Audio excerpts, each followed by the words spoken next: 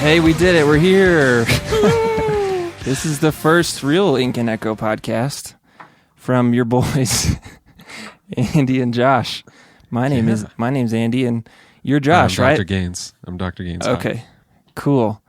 So, I mean, full disclaimer, we kind of have no idea what the hell we're doing, but we have some ideas on what we're going to do tonight. And Josh, if it's okay with you, the things we do have planned, I'm going to say them now. Are you okay with that? Yeah. So basically this first episode is to kind of you get to know who we are, what we're doing. So here's what we're going to do. We're going to talk, and then amazingly, we've got a very large ad partner who graciously decided to invest on this very first episode. So I don't know about you, Josh, but I'm very excited to have some high-paying ads for this first episode. Yeah, it's pretty incredible to kick off with a sponsor already.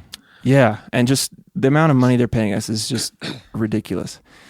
Let's not get carried away. Well, I'm excited about it. I'm going to be real and honest on this show, and we're getting a lot of money from these ads, so I'm going to say that. So we got the ad, and then later on in the show, I'm going to have a segment where I'm going to share some internet comments that I get, and we're going to dissect not only the comment, but my brain and how it responds to these comments. So that'll be fun.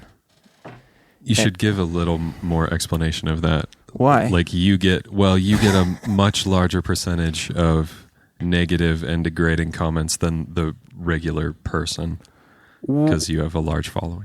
Well, and the place I have the largest following is on YouTube, and YouTube is notorious for assholes. And so, yeah. But I'm going to explain more then, because I don't want it to just be like a negative thing every time, and I'm not just interested in bashing someone on the internet because that's what they're doing to me, and I'm not interested in doing it back. So I'll explain that later. But so I know there's some things I want to get to with you. We both had some interesting things happen yesterday that I feel like we need to discuss. Yeah. And if it's okay with you, I kind of want to start with my story, partly because it relates to why the show didn't start 2 years ago, as it should have. Yes. So I was and it also relates to why we're doing this podcast just in general. So I was on someone else's podcast yesterday. I had no idea what what? It went very well, by the way. You have nothing to worry about. I know. Thought it was great. I know, Josh. Let me finish my damn story. Okay. I was on this nice boy's podcast.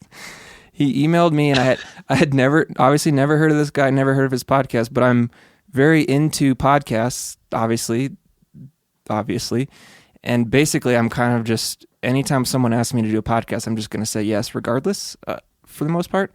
So I said, yeah, when we did the interview, and I was very happy during the interview because I said some things, and he ended up going in a direction such that I said some things that I've never really expressed in a public forum before. And yeah. It felt very good in the moment, but then as soon as I was done, I was just like, I just had crazy anxiety about it. And I don't necessarily care to get into what I said. The podcast was called A Series of Special Guests. You can look that up on the iTunes store if you want to listen to it. But I just... Should we just call this the Andy Show? I mean, it's just all, you know what? It's all you for the first minutes. You gave me permission to tell my story. Hi guys, I'm Josh. I'm also on this show. I mean, sorry, but I'm sorry I derailed you. You did. That's fine, I'm though. not sorry. Gosh. But no, listen. I was so anxious about it because I'm scared of sharing ideas, basically. Ideas that are in your own head? Or ideas for creative projects? Well, the core of it is that not necessarily related to creative projects, but ideas that are potentially offensive or divisive because I don't want to offend people who listen to my art that might disagree with me. Whereas I believe an artist who I disagree with, that does not diminish their art at all, but I can't depend on people to do that for me. Yeah. And I furthermore, it makes it harder because I am currently supporting my family with my art. So and my mind just kind of goes in circles and kind of spirals down in the sense that, oh, these people are going to hear this. They're going to realize that I'm not the person they thought I was, and they're going to stop listening. And then I'm going to stop. It's all going to go downhill eventually to where I can't even feed my family or do this for a living anymore, which is obviously ridiculous. And it's, you can maybe speak here to, we've sort of stopped and started doing this podcast because I've had these issues. And I don't know if you want to talk about how you felt being on the other end, because there's been points where I'm like, yeah, let's do this podcast. And then I kind of retreated and was like, no, I'm just not ready to like be that open. Yeah. So I don't know how if you want to recount your story of how this is going. It's going to be painful. So I need to get tissues. It was frustrating, and yet I knew where you were coming from, because it seemed like you were excited about the concept of a podcast and just talking with me about these things that we're both doing, and we have a lot of crossover in similarities in taste, I would say. But yeah, the fact that you had some level of notoriety and sort of a medium of art that people can interpret a lot of different ways seemed to freak you out, and that you probably didn't handle it the best way, but I've seen you go. How did I not handle it right? You should say it. Because you wouldn't just come right out and tell me what was happening. I remember there was a period where you disappeared. I mean, in a digital sense. Andy and I don't live in the same city, but you didn't answer calls or texts, and because.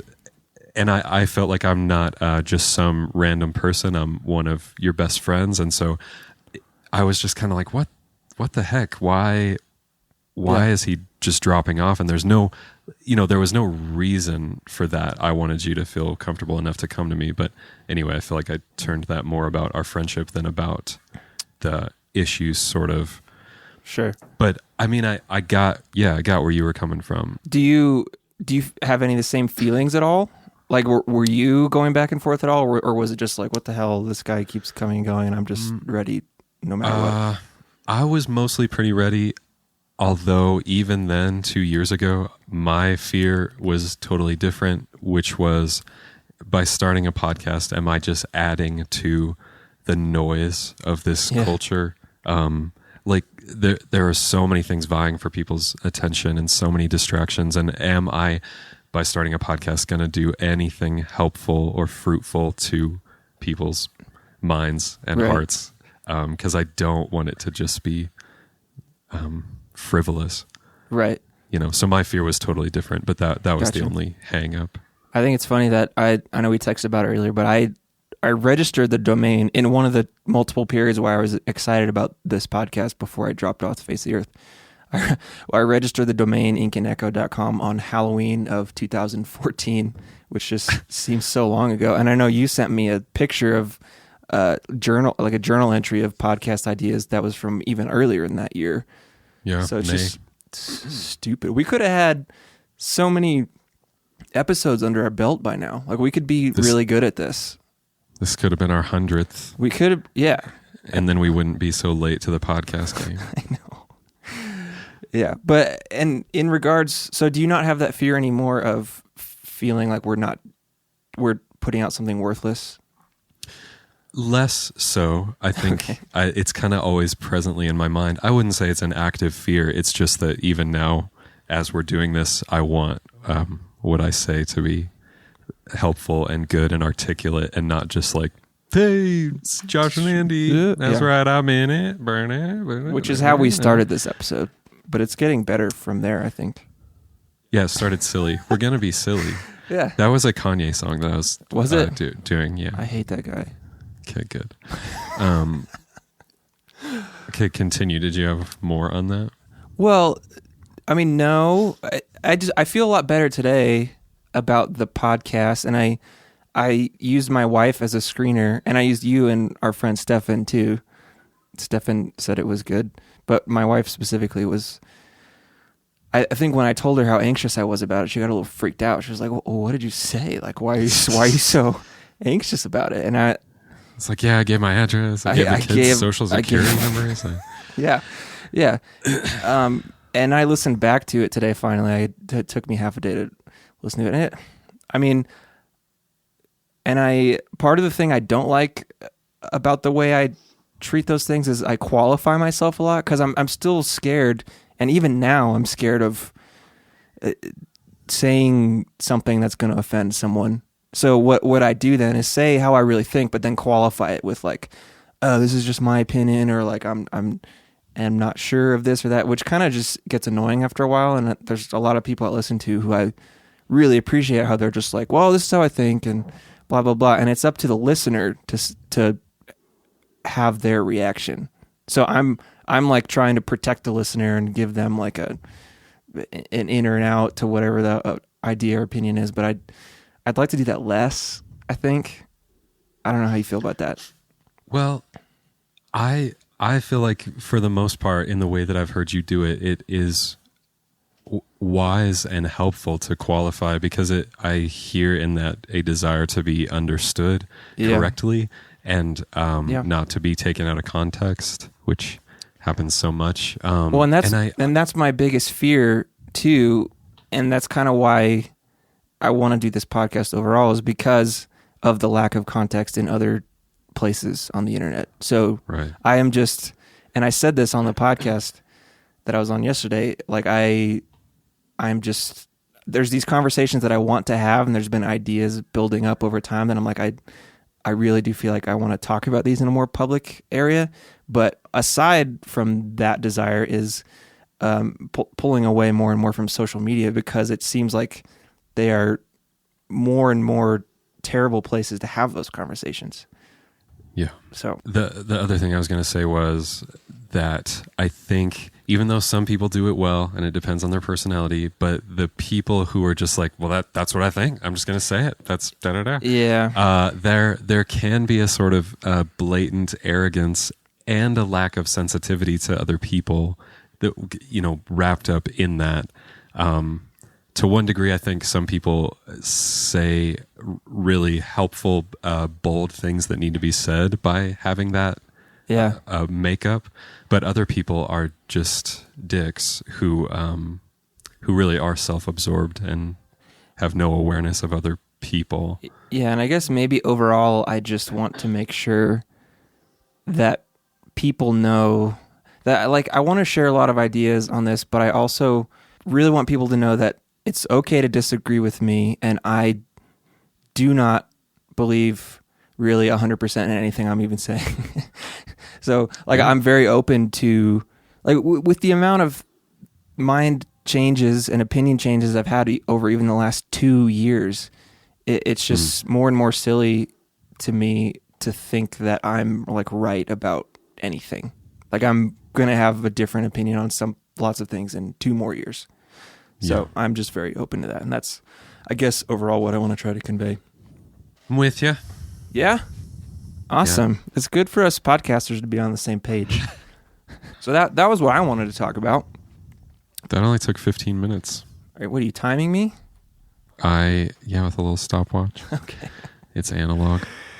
So it's probably a good time to talk about our sponsor. Yeah? All right. Well, you know what that sound means, right? Well, our sponsor today... that's the ad. It just puts me in the mood for selling products. Andy, our sponsor today is Cackle Wild Recycle Bat Spray. Now, Andy, you're a good, responsible, upstanding citizen. Absolutely. Who cares about the environment. Absolutely. And I know you recycle. I do. And I'm recycling right now. Good. Thank heavens. Yep. Now, when you're taking your recyclables outside to empty them into the bin for pickup, the last thing you want to deal with, we've all done it, we've all had it happen, I should say, is to deal with some pesky recycle bats.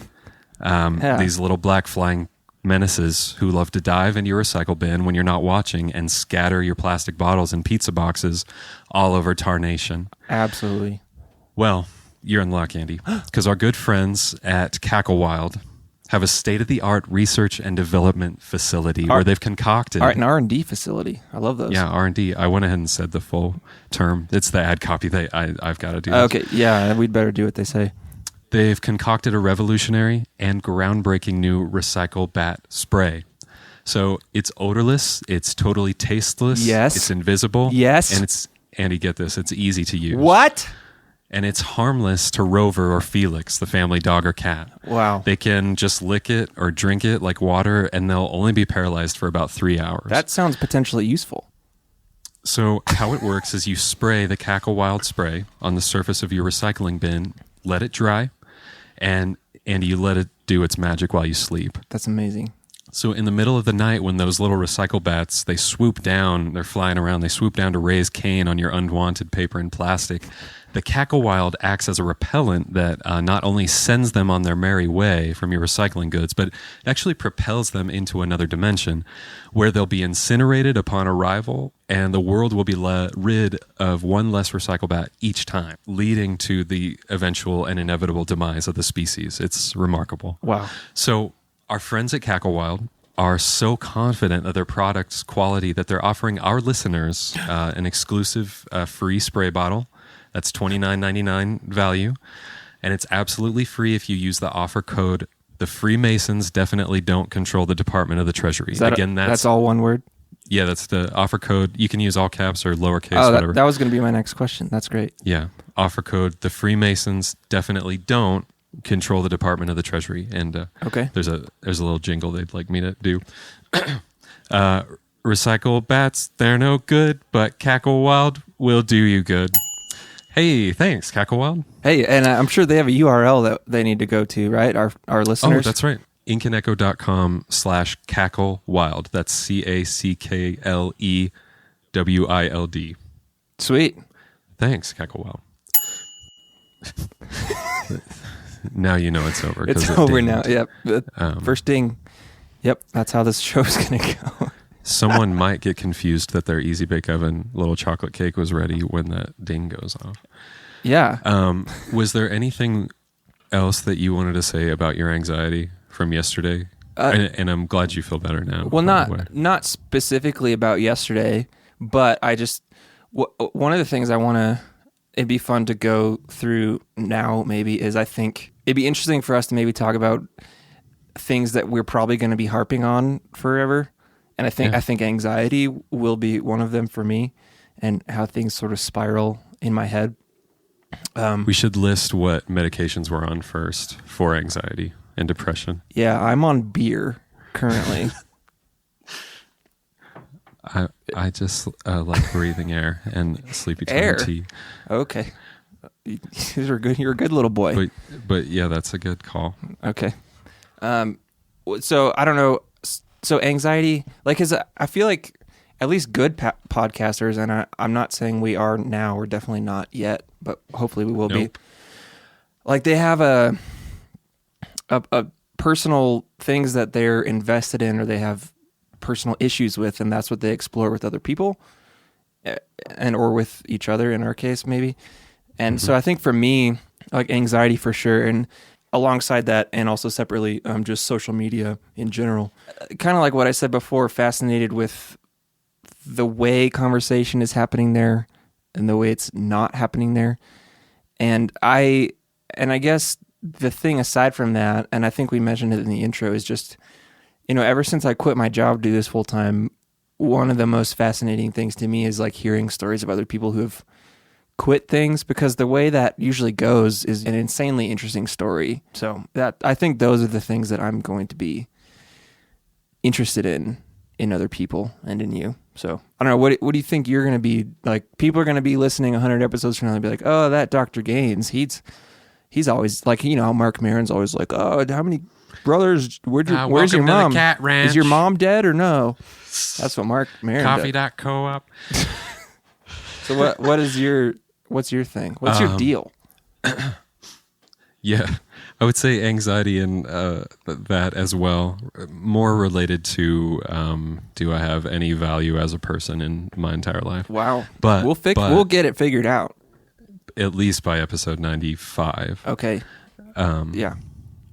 but also I am fascinated by the whole, not just limited to social media, but just the way, I'm not sure how to summarize it or articulate it, but just that I am of the belief that people are generally kind of emotionally unhealthy, with some exception, and that we are all dying to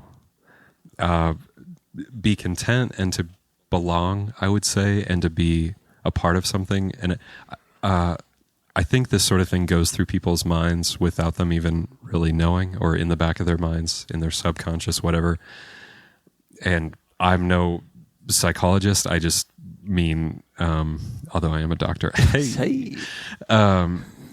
just from observing people, I feel like I have an intense awareness of kind of where people are at. I'm not always right, but just there's a general feeling that I have in the culture that people are not talking about the actual issues that are going on in their hearts and minds. Do you mean like they're completely hiding things, or they are bringing to light symptoms instead of problems? Or is it just like a complete not talking about this thing? I think it's some of all of that. Okay. That some of it is people are brought up to operate one way, and that is to shove everything under the surface and never deal with it, and definitely never look at it or be honest with yourself. But so what could you give an example of what that might be for you or for somebody? Yeah, just that. So to give a broad example, am I not making sense? Is that what you're asking? No, you are. I just think it'd be good to hear like a concrete example of what you're talking about. So I think a very present example of that would just be how on social media currently, especially lately, why is it such a joy almost for certain people to be outraged about things that they probably don't even really know about? And it's just you can read one sentence or one paragraph and think that you immediately know everything about it, and you're pissed and you just want to jump on board. Yeah. And that not that there aren't real issues happening, and that sometimes that is maybe appropriate in order to make people aware, but I think most of the time it's just like those people who are doing that are kind of crying for help, that they're just like, in a really abstract way, like, please notice me, please tell me that I matter. Yeah. And that is always gonna fall short and never gonna satisfy. And along those lines too, in a different way, just the pure presence of so many distractions that you can literally go through every minute of your day without actually having a concrete thought. Yeah. You can just kind of jump from one game or app or podcast, honestly, or internet article, and just kind of fly through until you're watching Netflix before bed, and then you go to bed and you haven't, and then you do it again. Anything. Yeah. And I do think that's severely unhealthy and kind of scary, because it's just it's tearing away something that is human, and I think essential, just having a quiet moment to, Andy, like you've talked about, just the need to get out of the city, to get away from people, or to just have a quiet moment with your mind or with God, whatever it may be. I feel like that was a tangent, but just things like that are fascinating to me, because I feel like it's all over the place and people just don't recognize it. Yeah. Well, we can just point out everybody's issues. We could make this podcast about you find the underlying flaw in a person, and we bring them on and we tell them about it. Yeah. We could call it intervention and echo. How about that? I do know Levi the Poet's flaw. What is that? I'm not going to say it now, but when we have him on, I'm going to like throw him under the bus. Perfect.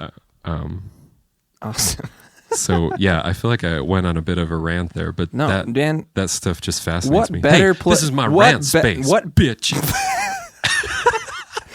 What better place to have a rant than on your podcast? Yeah, it really probably kind of is. I mean, because I could write a blog saying all that, but one person would read it. Have you read Atlas Shrugged? No, I've read Fountainhead, the easier one. Right. Okay. No, I read Atlas. The only reason I bring this up is because there's like a 90-page diatribe of what's her face's Ayn Rand's like political ideas, and I just completely skipped it. I really liked the book, but I literally skipped 90 pages in the middle. Yeah, I think that's the famous John Galt speech. Yes, it is. Who is that guy anyway? I don't know. Anyway, I feel like we need to talk some concrete stuff about us and specifically you. Oh, yeah. So something I want to say, you can continue your thought, but something that occurred to me is that I know already that every time I say something silly or a stupid joke or cuss, I'm going to want to go back and edit it out. And I'm going to say to all our listeners, I'm not going to do that. Or Andy probably wouldn't even let me do that. No, I'd ask him to cut it out and he'd just leave it I'm there. going to not listen to you. I'm going to, like you said, when I disappeared digitally, that's what I'm going to do while I'm mixing. You're not going to be able to say anything to me. Just bringing the hurt back up. So, yeah, all that to say, When I'm flawed and dumb and silly, and sometimes I think I'm hilarious, and I'm not. and ditto over here, buddy. We want. I mean, this is probably how every stupid podcast starts, but it's like, oh, we have really good conversations together. We should record them and start a podcast. It's weird being on the mic because it's changing the dynamic of how we actually talk. But I think the goal really is to be, when we get together and hang out and have really good conversations, that's what we want this to sound like. And that includes some bad words and some stupid stuff. So there you go. Deal with it. Deal. Okay, let's get back around to... All right. So you have something coming up, especially since we're talking about anxiety, a very anxiety-inducing thing. So you should say... just talk about it. I don't need to talk about it. You talk about it. Okay, thank goodness. This is the Josh part of the show now. Yep. Just kidding. So I'm just going to give a little tiny spiel about my background for those who don't know. It better be little. It's so little. Okay.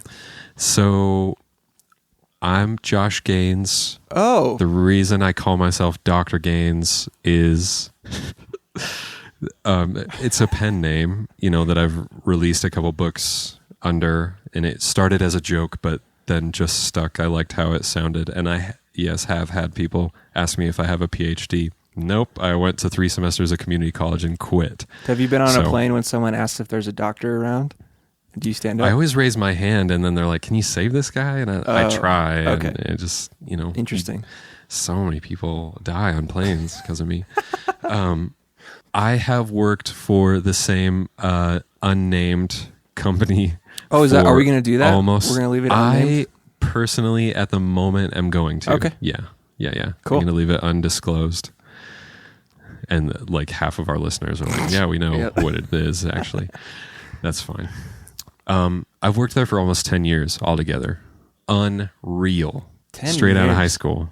And in that time, I've done a number of, I'd say, creative endeavors. And the whole college scenario I felt like I was wasting time and money, and through a kind of weird mix of circumstances, I was not eligible for a scholarship that I normally would have been because I went to school for 1 year out of state.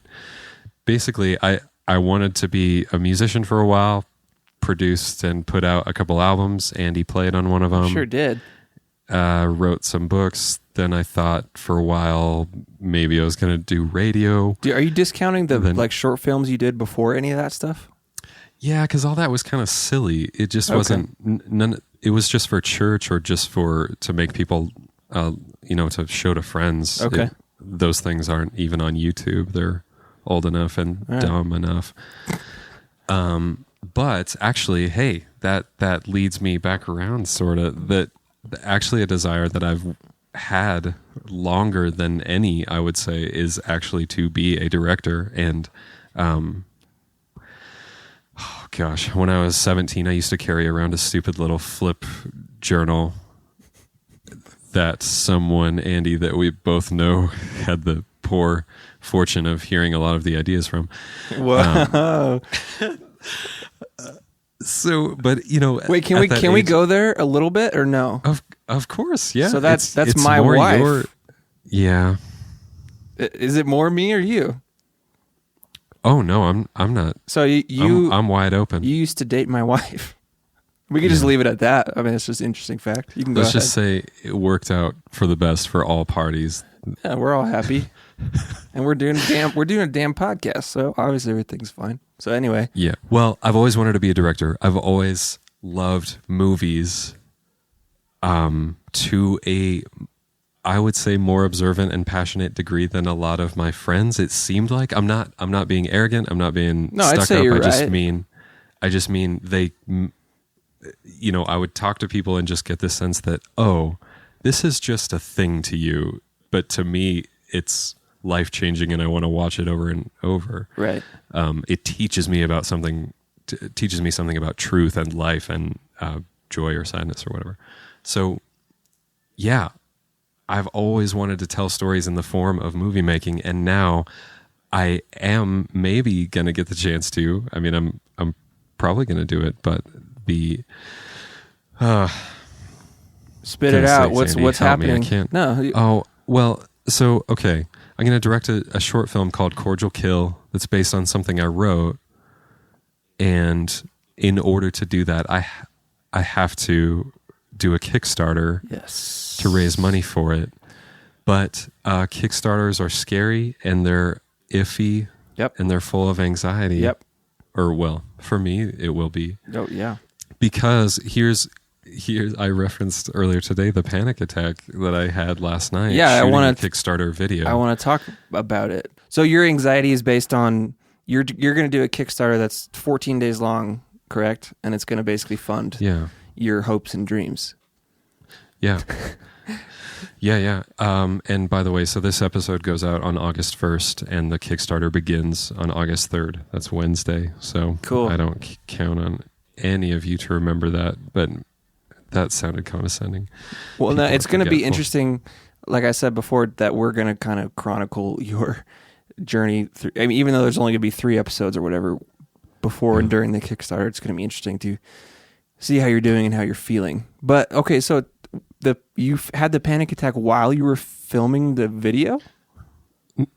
Not exactly, but it was during that period and right before we were going to hit record and do it, and I just got hit with this flood of realization that for one thing, the movie is going to have to be pushed back a little bit from when we thought we would shoot, which is the end of August. Now it might be as late as October. Wow. Which is no big deal at all if I think about it just, rationally. With no panic. Yeah.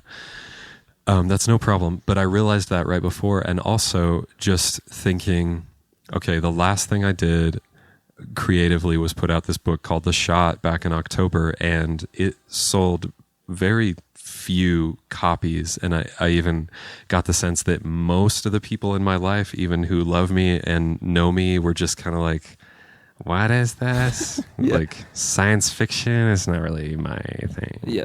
So all that to say, it's like, what am I thinking that people would actually go down this road with me for $5,000? Yeah. That's it. That seems to me on this side of it like an enormous amount of money. So it's purely based on you don't think you will have the amount of support you need. Yeah. I mean, that's like the whole thing of a Kickstarter. Wait, but so how did the panic attack manifest itself? Because I've had one. Oh, I mean, it just, mine are sort of paralyzing. It's not like I do sort of pace around and breathe hard, and I punched my bookshelf. And it wasn't like I was screaming or lying on the floor or something, but I was just like,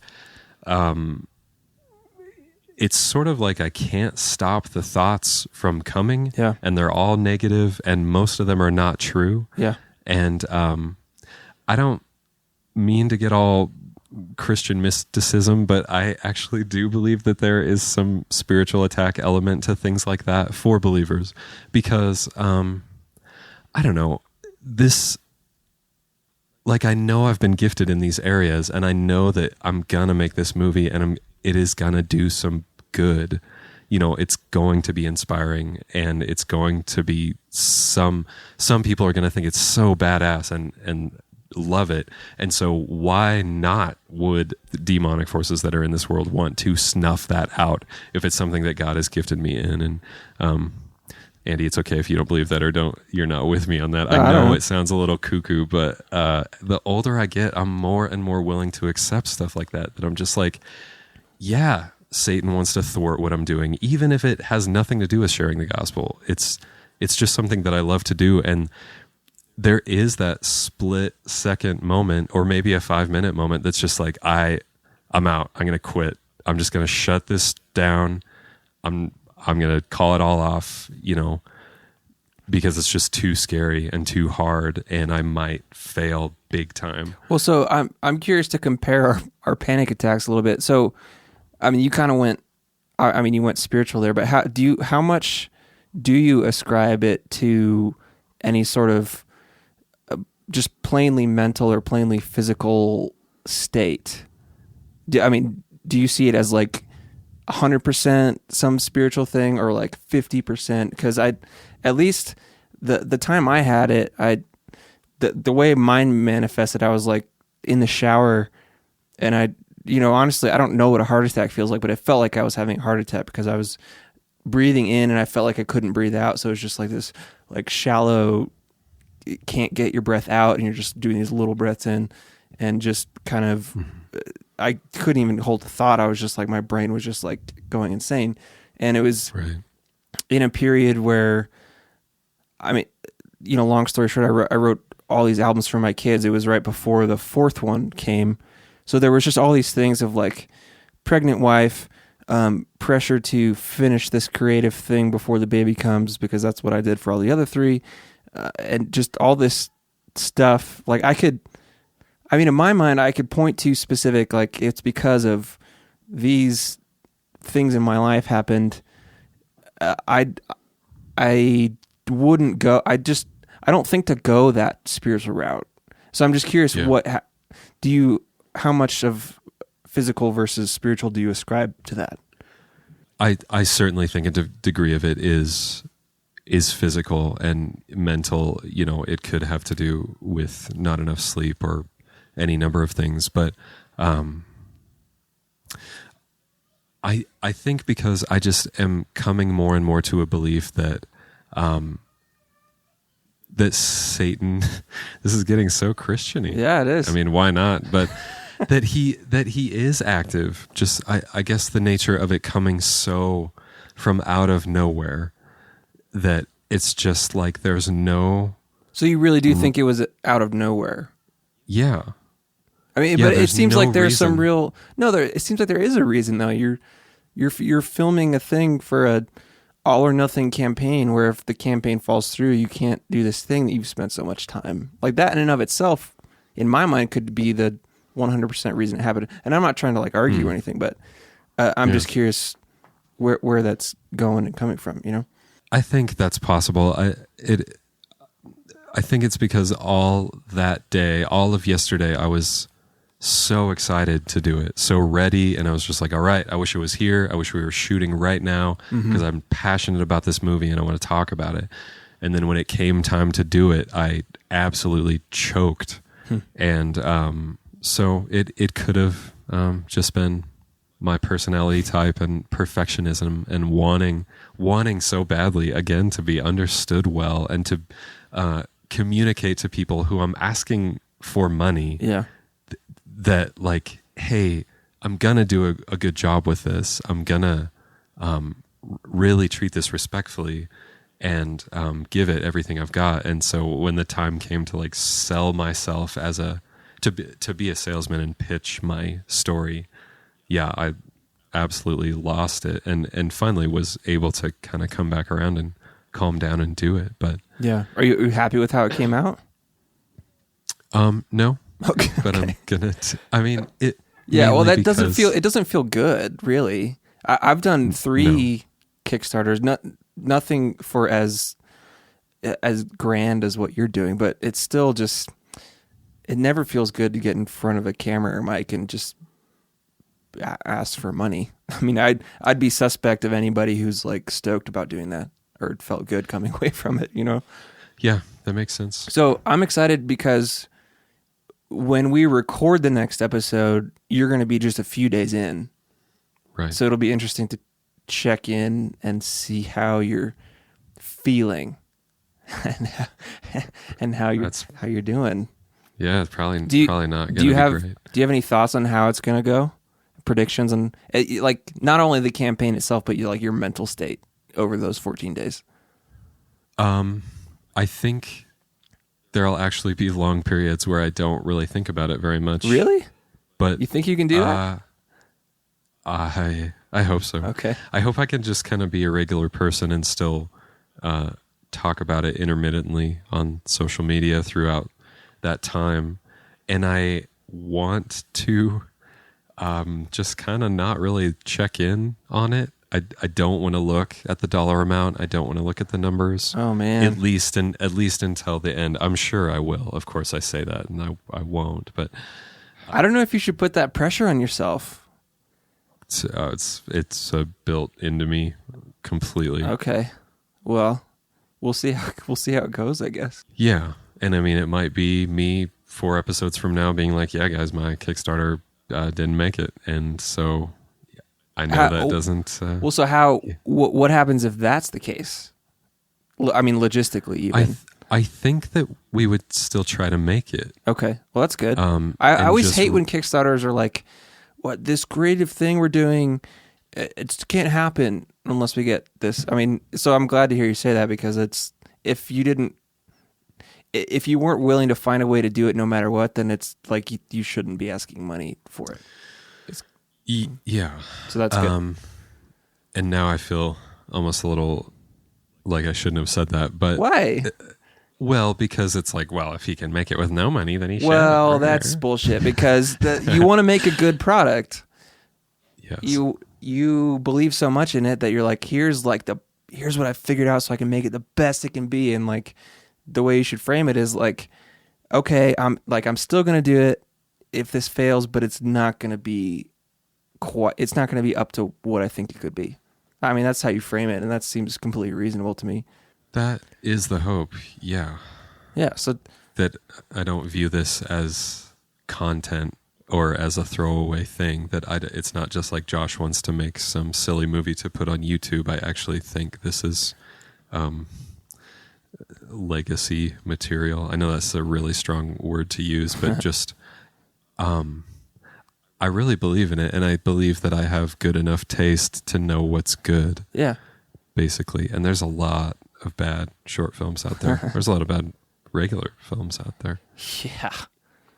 It's amazing to me that films get made at all. Like, they seem like one of the hardest pieces of art to create because you're combining so many different types of art. Like, even as a musician, I'm jealous of your writing because...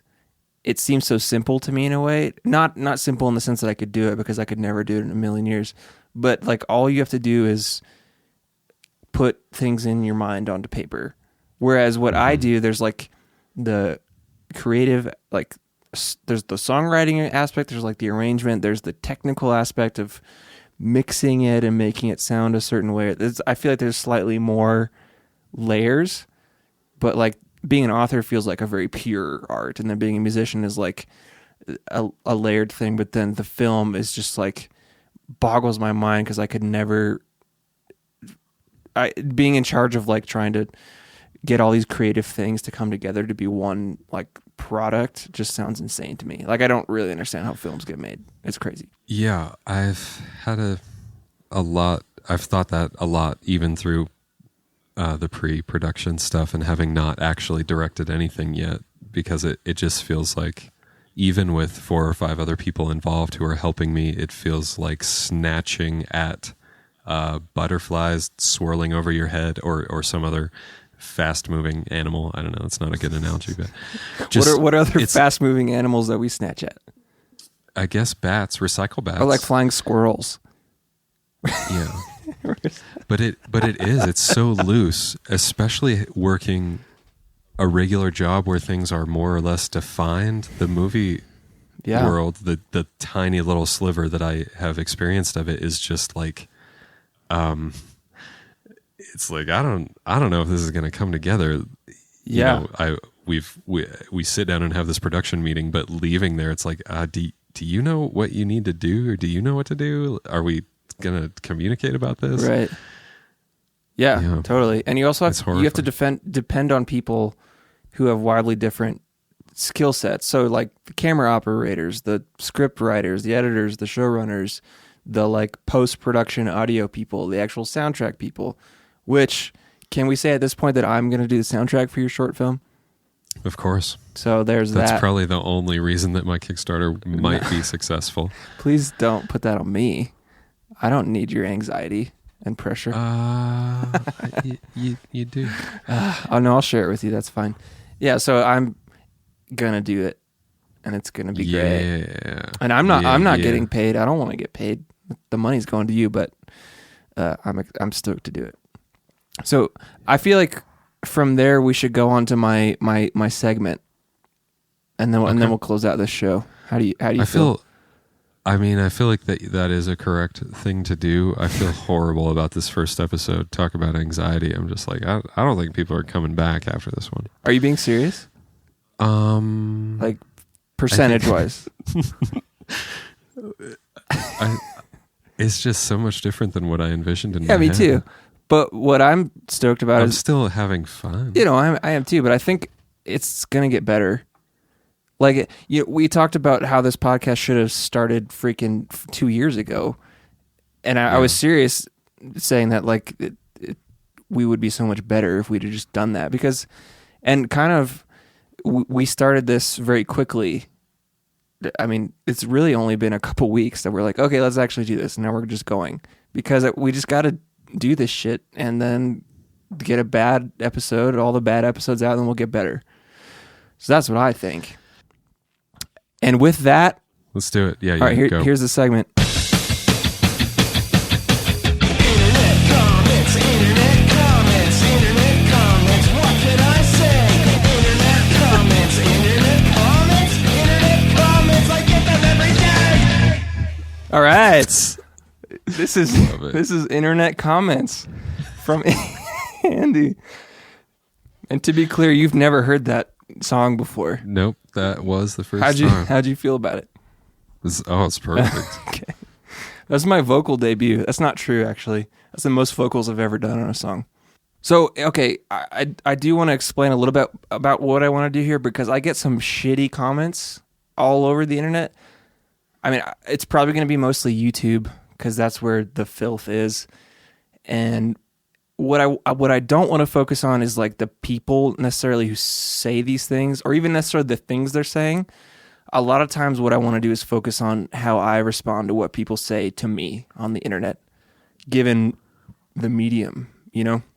Because I think one of the most fascinating and terrifying things to me is the medium where we're removing a face-to-face interaction and the things that happen. So, cyberbullies.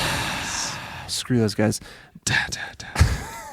So today I'm bringing you a YouTube comment that you're being a bully. You're being a bully right now. Sorry. Okay. So today's YouTube comment is just one word. Can you guess what the word is? It's a single word comment. Will I be able to guess it? No, but you should try. Is it? It's not a bad word. Positive or negative? We're gonna explore that. Hold on. Just it's one guess. It's one of the words that Charlotte's Web wrote for the little pig What? in the web. What? Sensational. No, I would. Some pig. That's 2 words. Can you tell I have a 2-year-old daughter? No, Sorry, I can. go ahead. Okay, so the comment was just the word resubscribed. Oh, okay. I mean, it's a little passive aggressive, but Yeah. at least you get their money back. Yeah, Right? What? Their money? Oh, money? No, I don't know. Oh, resubscribed on YouTube. I mean, your Bandcamp special subscribers. It's not. No. It's a literal comment on YouTube on a video that just said resubscribe. I'm sorry. Okay, I mean, how would you feel if you got that comment on a video or on anything you did? That it's like, all right, thanks, man, for letting me know. But so, like, I'm glad you like me, but apparently he thinks he's doing you a favor by like, yeah, I unsubscribed, but I guess I'll resubscribe. See, exactly. And my mind goes down the rabbit hole of like, well, okay, there was obviously something in the past that I put out that this person did not like that made him subscribe. But then how did he keep in touch with me to see this new video? And what was it about the new video? So overall, okay, so for one, there's the mental spiral focusing on the negative, which I think it's a stupid comment overall because it's just not information that I need. Yeah, there's no reason to say that. Yeah. So, and what I should do is just be like, whatever. But I see that and my brain starts spinning like, okay, what did I do wrong? Then what did I do right? Which is all silly and stupid because I'm sure we'll unpack this more and more, but one of the things I know and I'm not uncertain or unwavering about is that the only reason I'm successful is because I've done what I love to do. And that's like it. I didn't do it to get subscribers or any like specifically. But when I see stuff like that, I'm just like, part of me is just mad because that's a dumb thing to say. And like, why would you say that? And who are you? And why would you think this is a valuable thing to spend your 1.5 seconds on typing that out? But then I also go and like it's almost makes my brain spin more than just like a negative comment. Cause it's just like, oh, well, that guy found this and then just didn't like it and spent the time. But this guy's like, ooh, why did you leave? And now why are you back? And it's just none of that's worthwhile for me to spend brain energy on. Yeah, it isn't. Okay. I mean, I'm not discounting what you said. It's just funny to me knowing you as well as I do that you even take that even gets to you. Although I must say, if it was me in your shoes, it probably would me too. Yeah, like it's hard to say. Yeah, it stuck with me, not like overnight or anything, but just like whatever. So again, this segment could be funny sometimes and ridiculous, but most of all, I want it to be about like what is wrong with my brain in terms of taking in this information from people that it seems like a normal human being could just be like, whatever, or just not even give it a thought after reading it, but I just can't. So I don't know what that means about me. I don't know what it means about that person.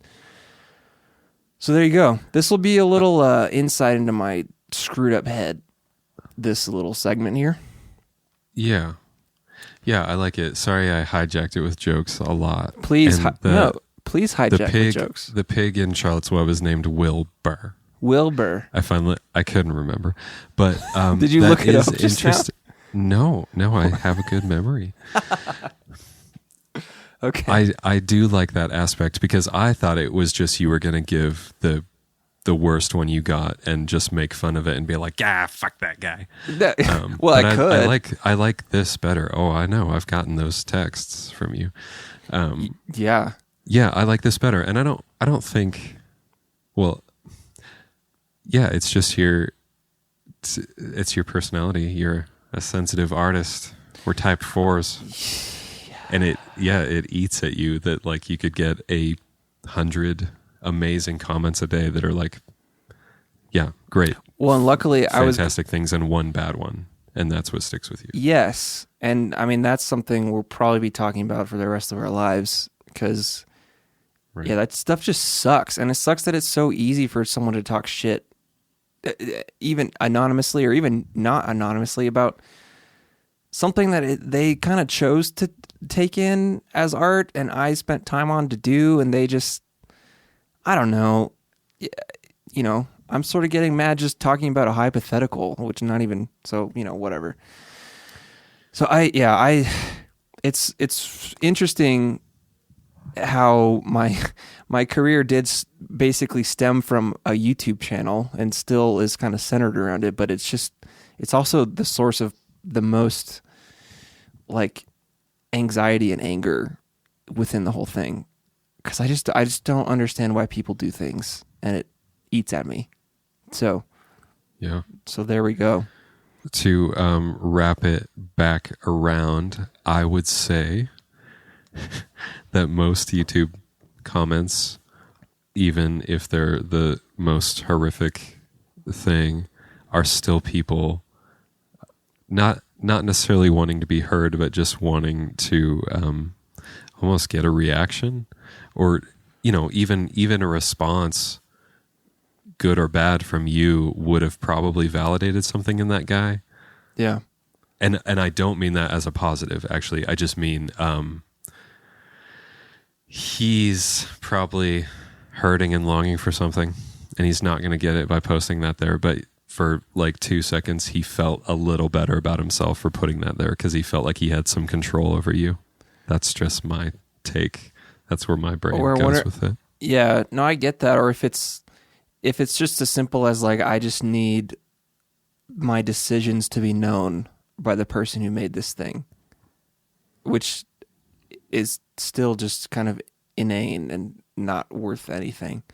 But just it's mostly just selfish. Even what you're saying is selfish, a selfish way to be. It's just like, I need this person to know this. And that, I think the root of it is just selfishness. And maybe I'm being selfish too, overthinking it and how it relates to myself. So there's that. Do you want to hear the song again? Sure. Okay. No. I don't want to hear it, actually. I don't either. I was going to say. I mean, there's going to be plenty more of those. There's going to leave. I'm going to make a new one every week. I'm just kidding. Pretty.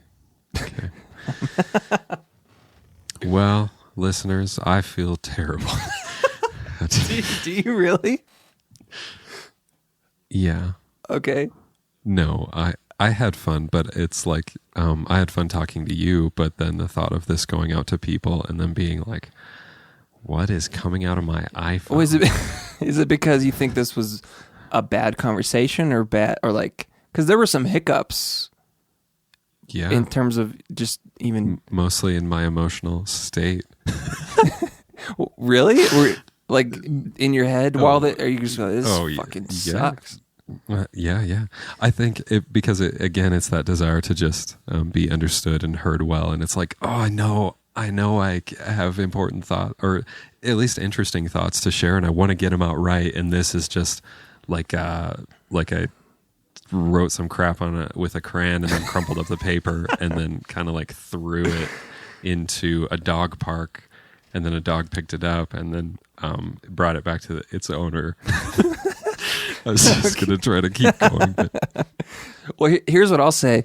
I feel like this episode should be a microcosm of our entire podcast, because I don't think it started off well, but it's gotten better through the course of this episode. Would you agree with that? Yeah. So if our overall trajectory could follow this episode's trajectory, I would be happy. Would you agree with that? Yes, Andrew. Okay, we're done. Okay. How do we want to end this? I don't know. I don't have a sign-off word or phrase. This has been the Ink and Echo. This has been Ink and Echo number 1, the first podcast in 2016. By 2 1 guys talking about important shit. Okay, there we go.